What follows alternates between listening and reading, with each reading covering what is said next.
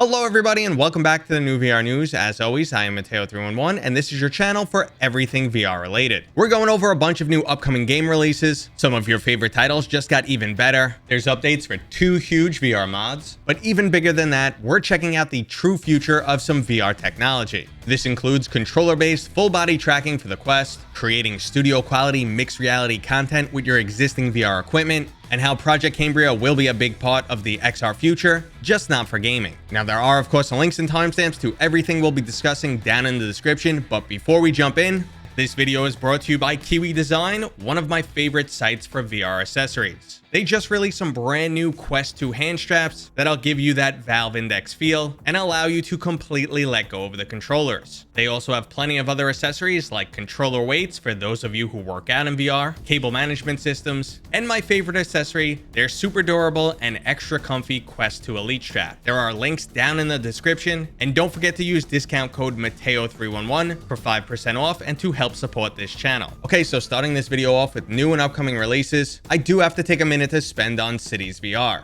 I do have a full review up on this title if you're interested, and overall it's a solid title, but it pales in comparison to the PC title it was made from, and there's 2 very distinct opinions on this title. One is of disappointment as it doesn't live up to City Skylines, which originally released back in 2015. It's smaller in scale, the graphics definitely aren't as pretty, and there are some components missing. On the other hand, if you only own a Quest 2, it's amazing that you get an experience close to City Skylines on a mobile device. I know people have some overall strong opinions on this one, so I'd love to hear what you think down in the comments. And if you're holding out for Little Cities VR, I will have a comparison up the second the game releases on May 12th. Moving into some more immediate releases, this Thursday on May 4th, we're getting the adrenaline-fueled, beautifully shell-shaded world of Fracked. This first-person shooter drops you right into a Vin Diesel action hero-style movie. You'll be skiing down mountains, outrunning avalanches, zip gliding into action, wingsuit diving off the side of buildings, all while mowing down tons of enemies. This is one of the most intense VR titles I've experienced, and I will have a review up later in the week, so make sure to subscribe. Speaking of intense, we finally got some gameplay footage from the upcoming Wipeout-style racing game Omega Pilot. After the footage, I'm really curious how my stomach's gonna handle this one, and how well it's gonna perform on the Quest, because things are looking really good and moving really fast.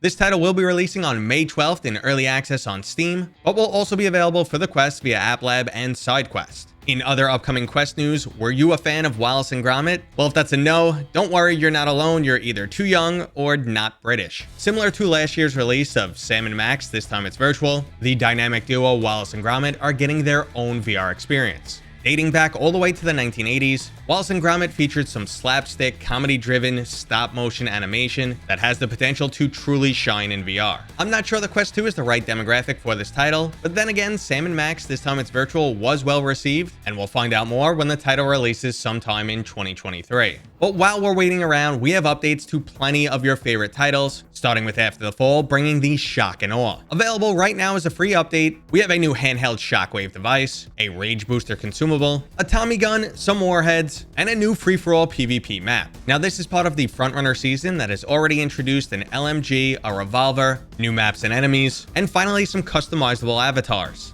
After the Fall was already an excellent co-op experience, and my only complaint was a lack of overall content, but Vertigo Games is definitely working on that, and the player base is still looking solid. Now if you're catching this video right at launch, there's still about 2 hours left to jump on Steam and grab After the Fall at a 25% discount. But rather than picking up new titles, we're still talking about updates to our favorite games, and Blaston is also coming in hot, positioning themselves as a new esport and officially joining the VR Master League. The Blaston Reloaded update keeps the new content coming, with a new Street Brawl game mode, which has you battling it out in back alleys armed only with a cyber bow. We're also getting new weapons and weapon attachments that will literally put a spin on things. That's right, you'll soon have the ability to do things like curve and bounce bullets, which will just add one more layer of complexity. There's an official Blaston esports competition coming up next month, plus a free PC spectator app if you want to jump in and watch the matches, which I've linked down in the description for anyone who's interested. And while we're on the topic of sharing social experiences, everyone's favorite VR movie theater BigScreen just got a huge YouTube-based update. A YouTube app is now integrated directly into this title, and you could just sit back with your friends on any VR device while watching your favorite YouTube content. This does include the ability to log into premium accounts for live sports and TV, and even movie rentals.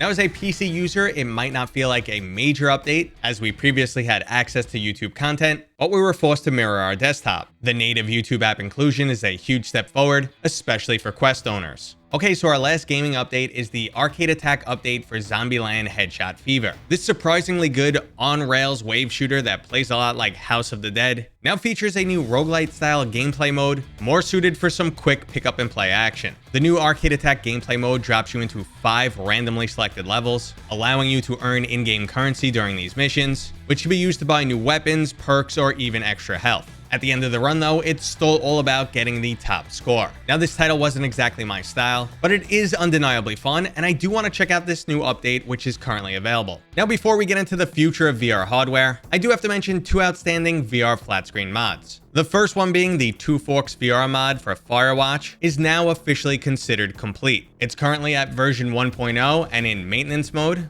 meaning the developer's only aiming to update it if they find issues, but it's currently a rock solid mod that allows you to experience the amazing story-driven title Firewatch. Unfortunately though, it is locked behind a paywall, as you will have to contribute to the developer's Patreon page. There's a link included if you want to go ahead and check it out. Now an even bigger mod comes for Half-Life 2. No more need for Gary's mod and issuing commands. It's now very close to a native VR title. I don't think I need to spend any time explaining how amazing the Half-Life series is. And nearly 18 years later, Half-Life 2 still holds up as an amazing shooter. Now the mod isn't out just yet, it's currently in playtesting. You may have seen some new footage popping up on YouTube recently, and the full re-release is imminent. If you're curious, there will be left-handed support, both snap and smooth turning. Unfortunately, no teleportation for those who need it, and they're still working on some solutions for the vehicle scenes, which are going to be hard for the average person to stomach. I'll include a link to the Flat to VR Mod Discord community in case you want to stay up to date yourself, but I'll also make sure to let you guys know when this is fully available. Now, discussing what's going on in VR right now is definitely satisfying, but we have some amazing future technology to discuss in this video, which is coming sooner than expected.